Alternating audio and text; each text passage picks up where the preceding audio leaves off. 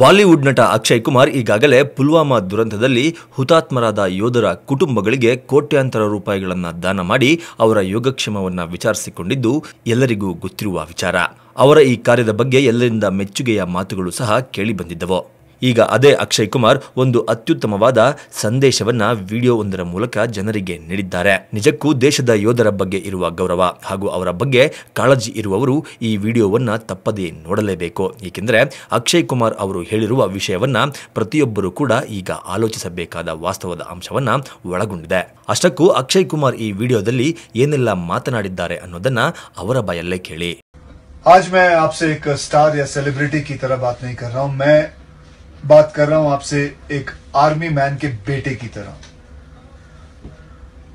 कई दिनों से मैं देख रहा हूं कि न्यूज में या फिर न्यूज़पेपर में अपने ही देश के लोगों को अपनों से बहस करते हुए देख रहा हूं. कोई सर्जिकल स्ट्राइक का प्रूफ मांग रहा है, कोई आर्टिस्टों को बैन करने की मांग कर रहा है, कोई डर रहा है कि वॉर हो गई कि नहीं. अरे शर्म करो. अरे यार ये सब बहस बाद में कर लेना, पहले ये तो सोचो कि किसी ने सरहद पे ऑलरेडी अपनी जान दे दी है. 19 जवान उरी टेरर अटैक में शहीद हो गए. एक 24 साल का जवान नितिन यादव बारामूला में शहीद हो गया. क्या उनकी फैमिलीज और हमारे हजारों फौजियों की फैमिलीज को इस बात की चिंता है कि कोई फिल्म रिलीज होगी या नहीं, या कोई आर्टिस्ट बैन होगा कि नहीं? नहीं, उनको सिर्फ एक ही बात की चिंता है, वो है उनका भविष्य. और हमारी चिंता है उनका वर्तमान और उनका भविष्य सही होना चाहिए. वो है तो आज मैं हूं, वो है तो आज आप हैं, वो नहीं तो हिंदुस्तान नहीं. जय हिंद. ಎಸ್, ಮಾತು ಆರಂಭ ಮಾಡುವ ಮೊದಲೇ ಅವರು ನಾನು ಇಂದು ನಿಮ್ಮ ಜೊತೆ ಒಬ್ಬ ಸೆಲೆಬ್ರಿಟಿಯಾಗಿ ಮಾತನಾಡುತ್ತಿಲ್ಲ, ಬದಲಾಗಿ ಒಬ್ಬ ಆರ್ಮಿ ಆಫೀಸರ್ ಮಗನಾಗಿ ಮಾತನಾಡುತ್ತಿದ್ದೇನೆ ಎಂದು ಅವರು ಹೇಳಿದರು.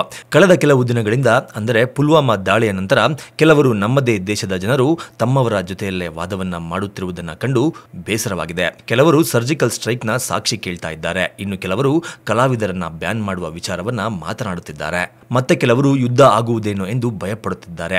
ಎಲ್ಲ ನ್ಯೂಸ್ ಚಾನೆಲ್ಗಳಲ್ಲಿ, ನ್ಯೂಸ್ ಪೇಪರ್ಗಳಲ್ಲಿ ಇದೇ ಚರ್ಚೆ ನಡೆಯುತ್ತಿದೆ ಎಂದ ಅವರು, ಸ್ವಲ್ಪ ಆದರೂ ನಾಚಿಕೆ ಅನ್ನೋದು ಇರಲಿ, ಈ ಚರ್ಚೆ ಎಲ್ಲ ಆಮೇಲೆ ಮಾಡಿಕೊಳ್ಳಿ, ಅದಕ್ಕಿಂತ ಮೊದಲು ಗಡಿಯಲ್ಲಿ ಈಗಾಗಲೇ ದೇಶಕ್ಕಾಗಿ ಪ್ರಾಣ ಬಿಟ್ಟಿದ್ದಾಗಿದೆ ಎಂಬ ಪರಿಜ್ಞಾನವಿರಲಿ. 39 ಜನ ಹುತಾತ್ಮರಾಗಿದ್ದಾರೆ.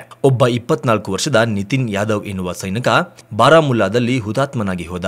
ಅವರ ಕುಟುಂಬಗಳ ಬಗ್ಗೆ ಯೋಚಿಸಿ.